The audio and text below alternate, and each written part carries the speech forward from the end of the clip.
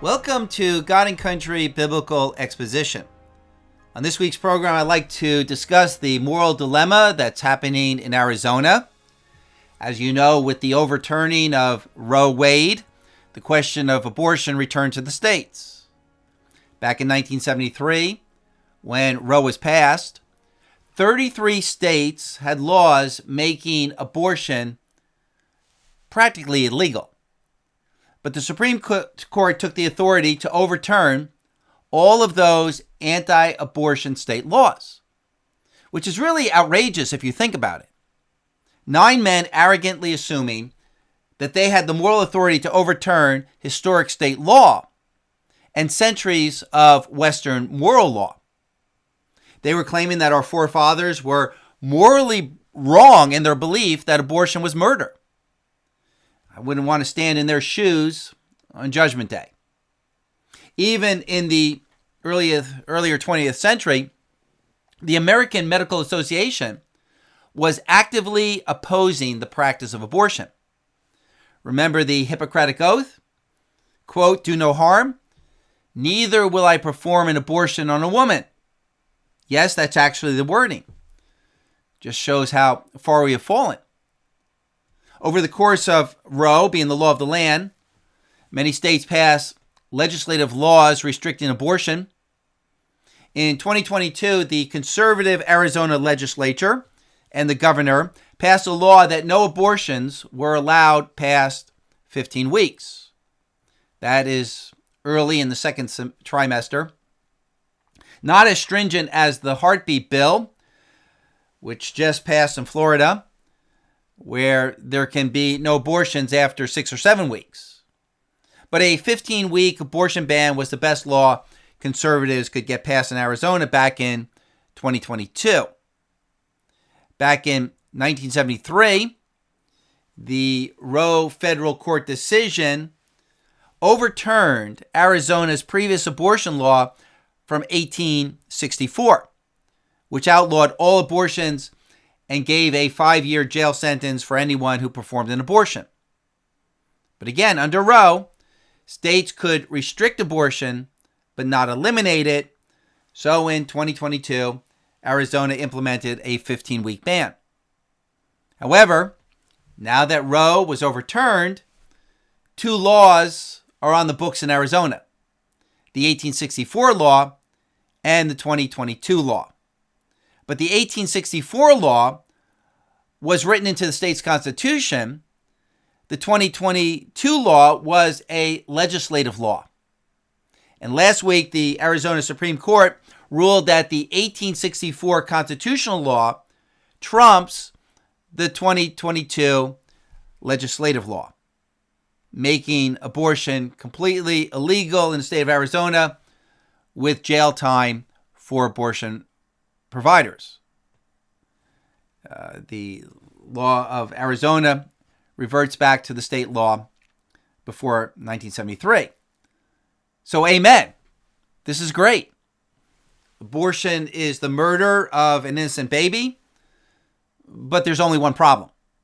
The people of Arizona no longer hold to the moral convictions of their forefathers. The leftist governor refuses to enforce the 1864 law, and Planned Parenthood abortion clinics plan to stay open and practice civil disobedience. At best, only 30% of the people in Arizona are pro-life. The rest will not tolerate a complete ban on abortion. So here's the moral dilemma. For conservative legislators in Arizona, a moral dilemma even for Christian legislators. Leftist politicians in Arizona, like the pro-abortion Democrat Governor Katie Hobbs, already have a referendum for the November ballot to overturn the 1864 law and replace it with unrestricted abortion in Arizona. If it's a choice between the 1864 law and complete unrestricted abortion, the people will go for the unrestricted abortion. There's really no doubt about that. The surveys have been taken, and that's where the public is at. But if conservatives put forth a constitutional referendum for a 6-week heartbeat bill or a 15-week bill, then most likely the public will favor that referendum because at least it allows for some abortions. But that means conservative legislators have to overturn a complete abortion ban, basically passing a law permitting abortion. And Christian conservatives cannot do that with a clear conscience. We can't pass a law permitting abortion. There's the sixth commandment. Thou shalt not murder. In Genesis chapter 9, verse 6, whoever sheds man's blood, by man his blood shall be shed, for in the image of God he made man. But if conservatives don't pass a compromise law, the likely outcome will be unrestricted abortion in Arizona and even more innocent blood shed. And leftist politicians are salivating over this whole event. They believe they can use our own absolute moral principles against us, knowing that many conservatives won't compromise on abortion. And if conservatives are not willing to vote for a compromise, then the most extreme abortion position wins. After the Arizona Supreme Court decision to uphold the 1864 law, the Democrats believe that they had the November election in the bag, because now they can paint Republicans as wanting to take away all abortions, even for rape, incest, and the life of the mother. And they know the public will agree with them. They want to make this November election a referendum on abortion because that's all they have to run on. The border is out of control. The country's going bankrupt. Inflation is hurting everyone. Biden is funding 2 wars, one in the Middle East and one in Ukraine. We're in a proxy war against Russia. There's an increase in crime. And the Democrat candidate, Biden, is senile. All they have to run on is support for abortion and LGBTQ. In an interview with Jen Psaki on MSNBC, Nancy Pelosi said abortion is front and center in the Democrat 2024 campaign, and that abortion is a winning issue for Democrats. It's what stopped the red wave in the 2022 midterm. Quote from Pelosi, everybody said we're going to lose 30 to 40 seats. Last time we lost 5, and everyone said you had the wrong message. They were saying to me, you're going to have to owe an apology to the members because Dobb is in the rearview mirror, but it wasn't. It was up front. It is right up front of women in our country, unquote Nancy Pelosi. And Pelosi might be right about America's grassroots support for abortion, but what a terrible indictment for our nation that the citizenship will prefer to vote for politicians who will destroy this country as long as they can have their abortion. By the way, in that interview with Nancy Pelosi, she revealed her fatal moral error. She said, quote, our country has always been about expanding freedoms. And I've said this many times, that the moral corruption in our country is being justified by freedom being the basis for morals. But that always leads to Sodom and Gomorrah. The law of nature and nature's God is to be the basis for morals, not freedom. Freedom can justify pedophilia, murder, rape, theft, Marxism. Freedom permits the most twisted behavior. We have to be operating on the higher law of God. But back to the subject. This abortion law situation in Arizona is an ethical dilemma. It's a teachable moment, a moral question that calls for serious biblical discernment concerning what are we to do when we're faced with the lesser of two evils? Is it ever right to compromise with evil? Or is faith doing the right thing and trusting God? Is it ever right to do wrong in order to get a chance to do right? Or is it ever right to do wrong so that greater wrongs will not take place? Now, as I will eventually explain, Christian conservatives are not between a rock and a hard place in regard to this matter. The moral situation is not as dire as it may seem. There's a very easy, simple answer once you know all the facts and the choices. But even that takes some biblical understanding and discernment, which is what I like to discuss, because we ought to understand what the Bible has to say about these moral dilemmas because we run into them often. But first, let's talk about Trump's abortion position announcement that he made on Truth Social just a couple of days before the Arizona Supreme Court upheld the 1864 law. Because Trump's statement plays into this whole ethical question of whether we should compromise with evil in order to win elections, compromise with evil hoping to gain authority to stop other evils, maybe even greater evils. Well, rather than reading Trump's abortion statement, here is the video clip. Many people have asked me what my position is on abortion and abortion rights, especially since I was proudly the person responsible for the ending of something that all legal scholars, both sides, wanted and, in fact, demanded be ended. Roe v. Wade. They wanted it ended. It must be remembered that the Democrats are the radical ones on this position because they support abortion up to and even beyond the 9th month.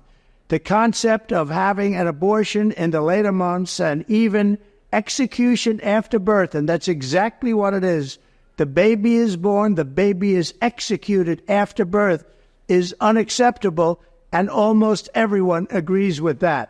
My view is now that we have abortion where everybody wanted it from a legal standpoint, the states will determine by vote or legislation or perhaps both, and whatever they decide must be the law of the land, in this case, the law of the state.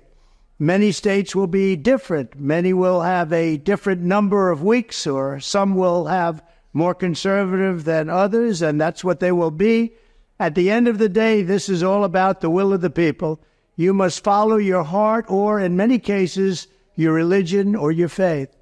Do what's right for your family and do what's right for yourself. Do what's right for your children. Do what's right for our country and vote. So important to vote. At the end of the day, it's all about will of the people. That's where we are right now, and that's what we want, the will of the people.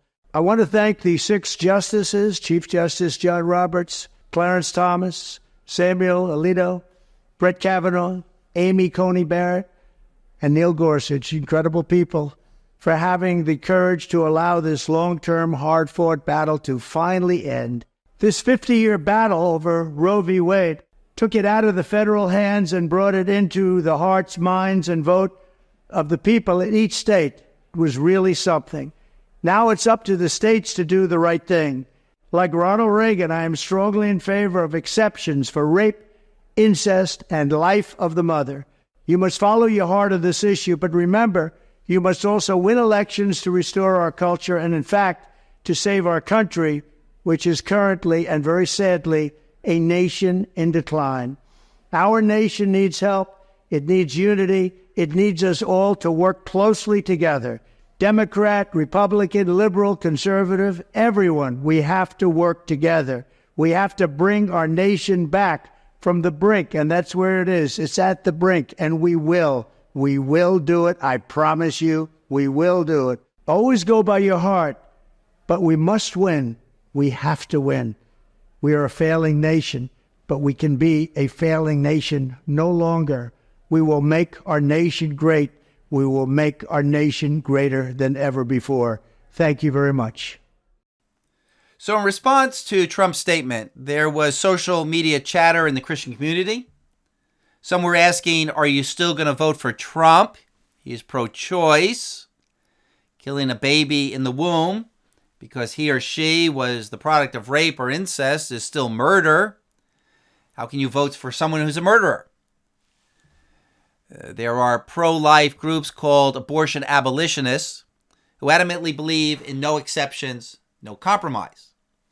Exodus 23:2, you shall not follow the masses in doing evil, nor shall you testify in a dispute so as to turn aside after the multitude in order to pervert justice. Abolitionists see the incremental approach and doing away with abortion as sinful compromise. They see the organization, the National Right to Life, as pro-aborts. They would never vote for a heartbeat bill because they believe that's still sanctioning abortion. And they believe the incremental approach is not only the devil's method, it doesn't work in the long term. You may win elections in the short term, but you lose more elections and you lose the culture in the long term. The only way to do away with evil is to take an absolute stand against it. Don't give the devil an inch, because the devil and the left will not yield an inch to pro-life. And there are plenty of examples in Scripture where God honored those who took an absolute stand without compromise, as in the case of the Old Testament prophet Daniel. Trump's statement that at the end of the day it's all about the will of the people can be an abdication of the duty of the magistrate to be an avenger against those who practice evil. Remember Aaron in the Old Testament? The people wanted to build a golden calf, and he obliged, and he brought guilt upon himself. Exodus 32:25, for Aaron had let them get out of control to be a derision among their enemies. Deuteronomy chapter 9, the Lord was angry enough with Aaron to destroy him. There's also the example of King Ahaz, 2 Chronicles 28:19. For the Lord humbled Judah because of Ahaz, king of Israel, for he had brought about a lack of restraint in Judah and was very unfaithful to the Lord. The responsibility of the king is to keep people from doing evil, not to give people license. And the Roman governor Pilate is a prime example. Rather than standing up for justice, Pilate let the will of the people decide in order to keep the people happy. And the people cried, crucify him, crucified him. And so Pilate sent an innocent man to die to maintain his own political power. Pilate tried, but he couldn't wash his hands of responsibility. Abortion abolitionists believe overturning Roe and allowing it to return to the states was a failure on the part of the Supreme Court. The morally right thing to do would have been for a federal national ban on abortion. As our Declaration of Independence reads, we hold these truths to be self-evident, that all men are created equal and they're endowed by their Creator with certain unalienable rights, that among these are life, the right to life. That's the law of the land. Now, I agree with those abortion abolitionist beliefs. And I would ban all abortions if I were the President of the United States. If I were a Supreme Court Justice, I would enact a federal abortion ban. But I'm not the President of the United States. I'm not in a position to run and win to be the President of the United States. And neither are these pro-life abortion abolitionists. Instead, we see God raising up magistrates who end up compromising with evil, who will make allowances for evil to prevent greater evils. And it looks like God has these leaders dirty their hands so his people will not have to. Now, if we look at the history of Israel, southern Israel, God raised up 23 kings. And God did raise up each of them. Daniel chapter 4, the Most High is ruler over the realm of mankind, and he bestows it on whomever he wishes. But of the 23, only 4 were considered righteous kings, 14 were evil kings, and 5 served God, but not with a full heart. But remember, God did raise up each of those kings. Even those kings who gave the people what they wanted, so that the people would be allowed to do the evil they desired and be punished by the evil consequences built into the sin. Now, it's hard to understand why God would permit this, but God directs the evil nature of man to accomplish the salvation and the sanctification of his people, the preservation of his people, and God directs the evil nature of man to punish evil. God keeps the wicked in line, allowing enough sin to be practiced and exposed to bring about the knowledge of sin, but not so much evil to thwart the salvation and the sanctification of his elect people. A godly Christian legislator could never legislate evil in order to bring about chastisement on evildoers. That's God's prerogative in choosing to allow evil, using unprincipled people to punish other evildoers by giving them their way, by giving them license. That's Romans chapter 12, vengeance is mine, I will repay, saith the Lord. Never take your own revenge. A good comparison would be between the kings of ancient Israel and the true prophets of the Lord. The prophets were the absolutists, the purists, and they would tell the kings the right thing to do. But even the best kings would only do half of what the prophets said was the right thing to do. Nevertheless, the role of the prophets was crucial. They needed to be men who would never compromise. There was a spiritual need for the absolutists. By their stance, they would move the Overton window in Israel in the right direction. And you know what the Overton window is. The Overton window is that range of policies politically acceptable to the mainstream public at any given time. For example, gay marriage and transgenderism never used to be in the Overton window, but now it is. But still, pedophilia is outside the Overton window, but maybe not for long. By the Christian community, the prophets of this age preaching that all abortion is murder, this moves the mainstream population away from unrestricted abortion, where even unbelievers, in order to be socially acceptable, begin to believe or to say that abortion should be rare. But as was the case in ancient Israel, the kings and the people never fully practiced righteousness. God's standards were only practiced fully among God's people, the saved, the converted. Here's an interesting Bible study. 2 Kings chapter 14. King Amaziah did right in the sight of the Lord, but not like his father David. Only the high places were not taken away. The people still sacrificed and burned incense on the high places. The high places were the alternative places of worship outside of Jerusalem. There, the people would often worship pagan idols, along with pagan practices, even the ancient practice of child sacrifice, which was the ancient practice of abortion.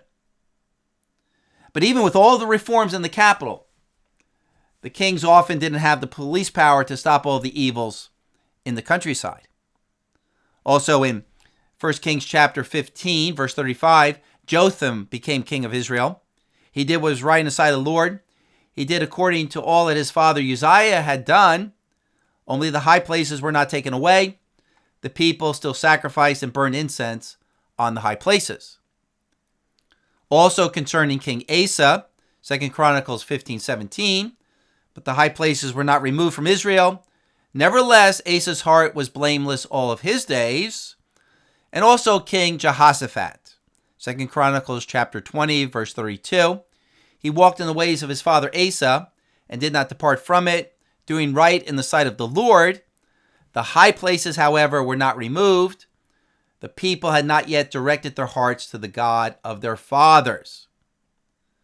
So these good kings of Israel never brought about perfect obedience to God in the land, either because it was impossible for them to enforce the law, the people were unwilling to obey the law, or the kings themselves were unwilling to fully implement the law. But nevertheless, the prophets of God, the righteous absolutists, the purists, were the ones who anointed these men to be kings of Israel. For they knew that these were the men God chose to be king, even though these kings were imperfect. Now, at this point, we need to talk about prohibition in the 1920s, because that's a good example of what happens when some laws are passed that are not supported by the population. As Breitbart used to say, politics is downstream from culture. If the politics are dirty, it's only because upstream the culture is dirty. At the beginning of the 20th century, the temperance movement was big. And their contention was that alcohol was a cancer in our society and was the cause of all sorts of crime and poverty. And that was a mistake in causation. Alcohol doesn't cause crimes. It's just one result of a sinful heart. Prohibition didn't eliminate violent crime.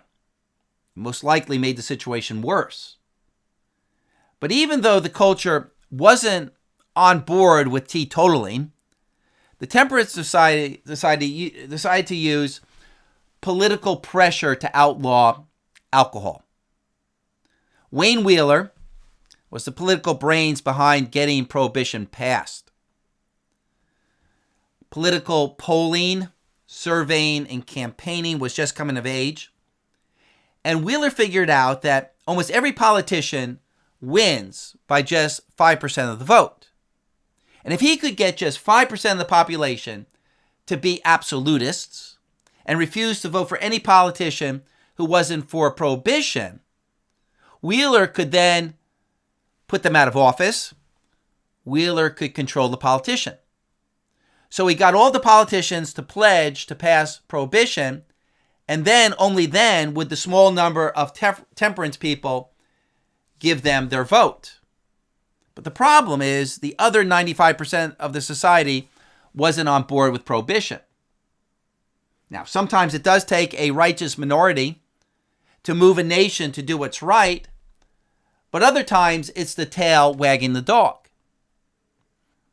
One thing is for sure, if prohibition didn't outlaw all alcohol, but only outlawed hard liquor, prohibition would probably still be with us today. Now, I'm not saying that the prohibition situation is identical to the abortion situation, because drinking wine is not directly condemned in Scripture, and alcohol is way down on the hierarchy of moral sins. But there's still a truth to be learned. As in the case of the ancient kings in Israel, unless the public has a godly character, righteous laws are not going to be enforced and followed. We just can't pass laws. We must also educate and evangelize the people, and that takes time. It may be profitable to work toward a change in public opinion before trying to pass a law. Last week I was talking with the New Jersey director of Right to Life, and she pointed out that when she speaks to a room full of women, they agree with her on almost all pro-life points, but they just can't get past a woman having to carry a baby produced by rape or incest. Now, of course, if a person has a very strong moral compass, they will believe no matter what, you don't kill an innocent child for the sins of others. But most people don't have a strong moral compass or any moral compass at all. Back in 1864, when the Arizona abortion law was passed, the population had a church upbringing and a biblical worldview. But that ship has sailed. Even the governor of Arizona, Katie Hobbs, called the 1864 law callous, archaic, written by men, that threatens the lives of countless women, strips us of control of our bodies, that this is a dark day, that she said she'll fight for reproductive freedom, that we need to secure rights for reproductive health care, and she refuses to let radical extremists take control of women's bodies. But killing an innocent baby is okay. She is a moral idiot. She puts herself and her welfare above the life of others. She will kill the innocent to get her way, and that is the very definition of murder. Now, Carrie Lake, the Republican, who lost to Hobbs and who is now again running against her, even said about the 1864 law, "I don't believe it's a workable policy or reflects where Arizonians are. it will drive voters toward the abortion access initiative. Now back to the moral dilemma for Christian legislators. If there be any Christian legislators in the Arizona chamber, and I'm sure there are, they don't have to make a choice of whether or not to vote against the 1864 law prohibiting abortion. They don't have to lobby for a law allowing for some abortions. The decision is already made for them. There are enough moderate Republicans who operate on the basis of pragmatism, who will put forth a compromise referendum on the ballot to counter the Democrats' unrestricted abortion referendum. And the people will be making the decision in the November vote, not the legislators. Just like Moses came down off of Mount Sinai and gave the people a choice. Exodus chapter 19. And he set before them all of these words which the Lord had commanded him. And the people answered and said, all the Lord has spoken, we will do. Moses wasn't compromising with evil by giving the people their choice. Or like Joshua, who said to the people in Joshua 24, I'm giving you the choice this day whom you will serve. Now, I suppose someone could claim that Moses was compromising because he let the people decide when he should have simply said, this is the law of God and you need to do it. Now, there are times when giving people the choice is compromise. And there are times when it's not, but God knows the heart. Whether the purpose is an abdication of moral responsibility, like the cowardice of Aaron and Pilate, or the purpose is to require the moral accountability of the people, like in the case of Moses and Joshua. The bottom line is this. I find that in all cases, the Christian doesn't have to choose to support any evil. He doesn't have to support compromising legislation. By the will of God, God allows other less principled politicians to dirty their hands. And maybe this is 1 Corinthians chapter 10, verse 13 in action. No temptation has overtaken you, but is such as is common to man. And God is faithful, who will not allow you to be tempted above or beyond what you're able, but with the temptation will provide a way of escape so that you will be able to endure it. And a Christian legislator can be an absolutist, a purist, and still support letting the people decide. And a Christian legislator can at times support some forms of incremental law. For example, let's say there's a law put forth outlawing Baal worship in Jerusalem, but not outlawing Baal worship in any other city in Judah. The godly legislator is not legalizing Baal worship everywhere else, only by mentioning Jerusalem. Can you imagine a righteous Jewish man in ancient Israel who says, I will not vote to outlaw Baal worship in Jerusalem until a law states that Baal worship needs to be outlawed everywhere else in the world? No, the righteous man passes each incremental righteous law as the opportunity arises. Imagine when Nehemiah was given the law to rebuild Jerusalem, Nehemiah chapter 1. He then refused the law from Artaxerxes because the law also didn't include permission to rebuild the temple. No, he accepted the laws as they come. Every war is won gradually by taking ground slowly. Now, as far as President Trump is concerned, remember again, it was the prophets of God who anointed men like King Jeroboam, who would split the kingdom of Israel, and men like Jehu, who would put to death Ahab and Jezebel in a violent way. The prophets would discern the will of God concerning the man for the office, and then tell them the right way to govern. But the prophets were not responsible if those men then acted in unprincipled ways during their reign. Now, of course, Trump is not fully pro-life. We know that. But nevertheless, he is going in a better direction than the current president, who is 110% pro-abortion. And we can continue to act as prophets pointing Trump in the right direction. So that's a quick overview of the situation. Take all of these scriptures into consideration. Look to the biblical examples in the prophets and the apostles and the example of Jesus himself. Be as wise as serpents and as harmless as doves. And may Jesus Christ reign.